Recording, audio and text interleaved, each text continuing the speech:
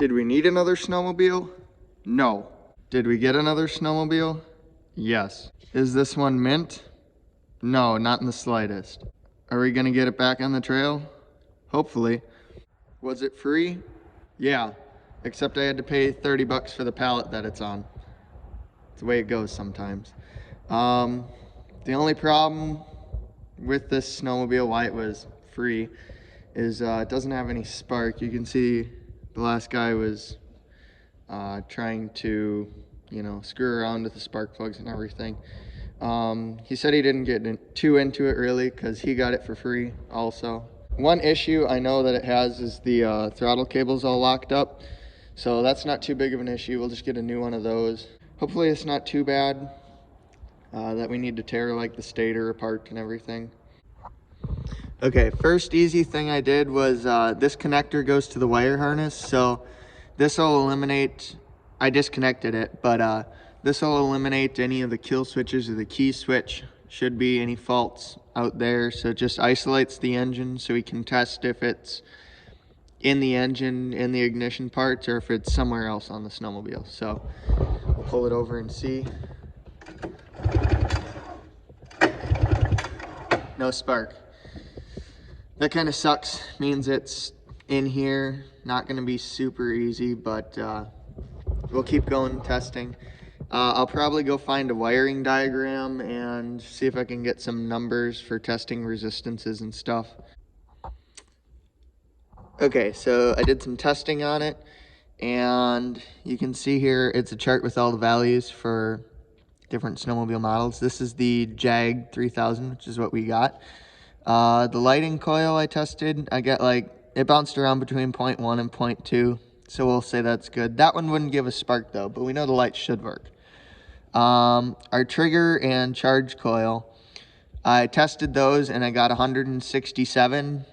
I'm not exactly sure how you're supposed to isolate each coil, but 167 adds up to both of those, so we'll call that good. Anything else? Oh, the ignition coil. On the ignition coil, I tested between, let's see, this 2-spade one would go there. Tested between these two terminals. They should be the primary winding, and it said like 0.22 or something. I couldn't get any continuity over those or an ohm reading, so that's not good. That means, well, there's a lot of corrosion in here. Not ideal, but I still got continuity and an ohm reading through this one, which goes to the stator. It's got some corrosion too. We'll try and clean that up, but those had a reading, but this one didn't, so it's possible that this one is down in the coil somewhere. I also tried to get a reading out of the spark plug wires.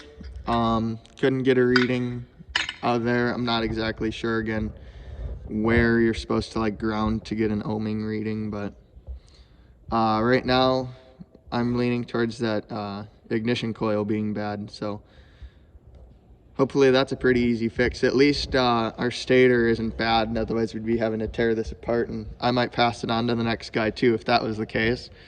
So we really don't have a way to test the CDI box. That requires a special little tester, but I just kind of, let's see, it'd be this one.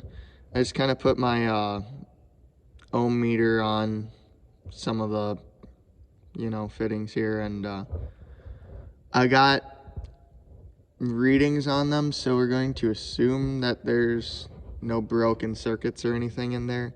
So I'll get a new coil, see if I can find one at our local parts shop, and we'll slap it on here, see if we can bring the lightning. Yep, that'll do it. There's the old coil. You can see here a mouse decided to feast on the ignition wire there. So that's probably why we didn't get spark, and I've already gone ahead. I've installed our new coil, if you can see it in there, for all the wires. But we got new plug wires going in. I put new resistor caps on, new spark plugs. So let's crank it over and see if it goes.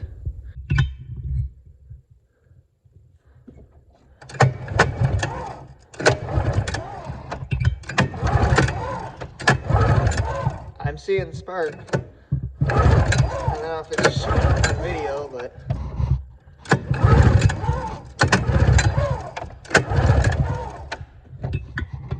That's success.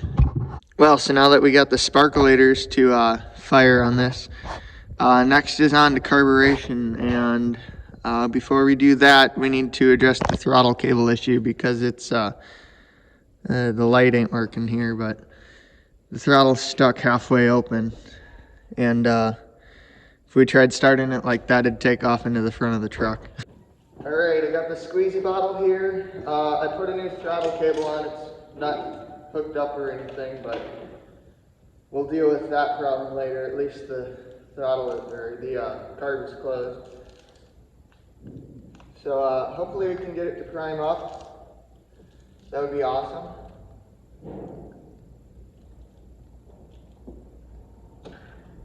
All right, here goes the first pull.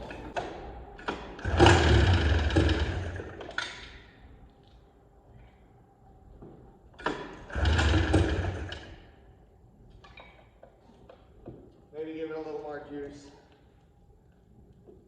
Sounded really dry.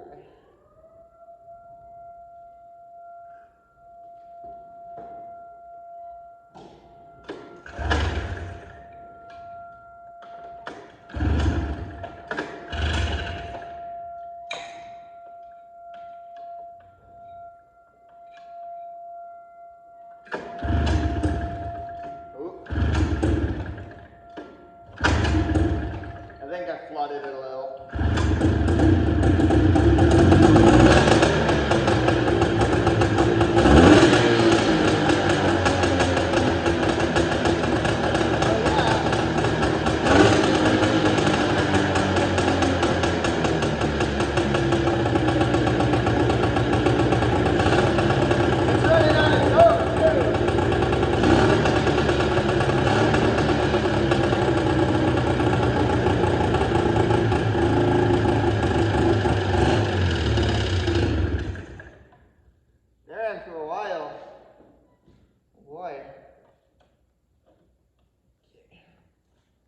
See if it'll start back up. I don't know why it died.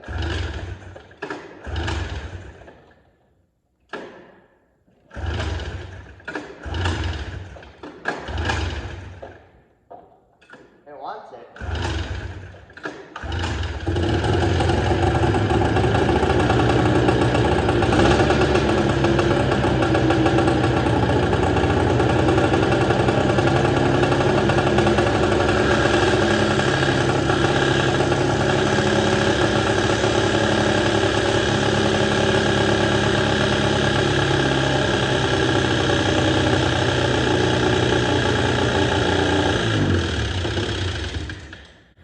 I don't know what that clicking was.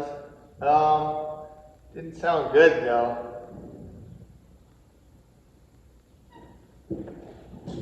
Try again.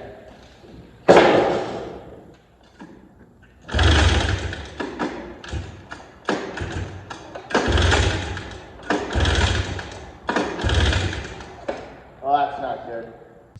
So I ran the snowmobile a little bit, probably like 10 minutes or so, and after a minute the clanking sound went away, and so ran for another 10 minutes. The carb is kind of cleaning up good, just fuel running through it. You heard that it died out a couple times, just probably bad gas in the carb.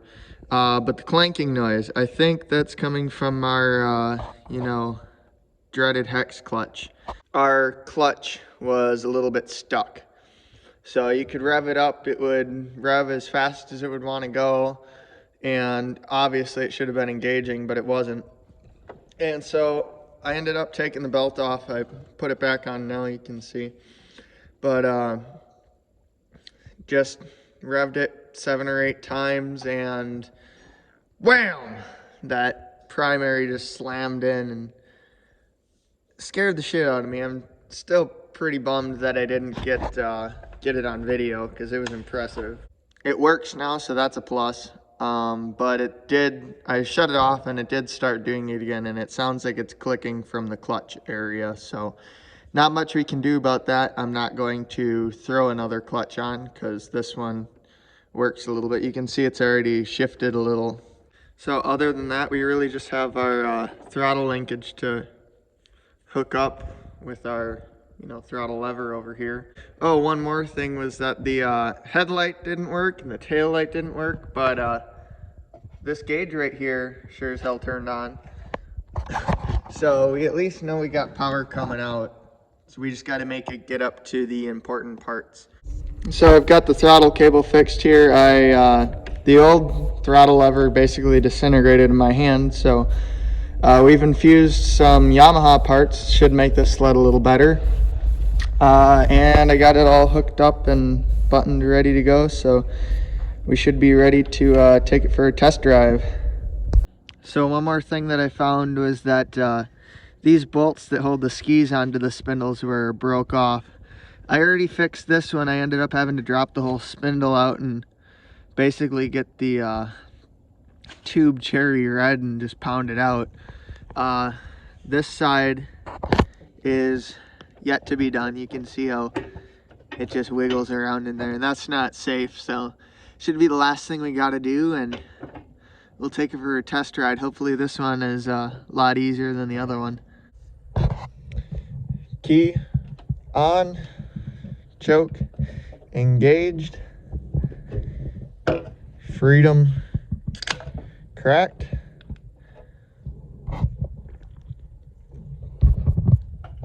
Let's go.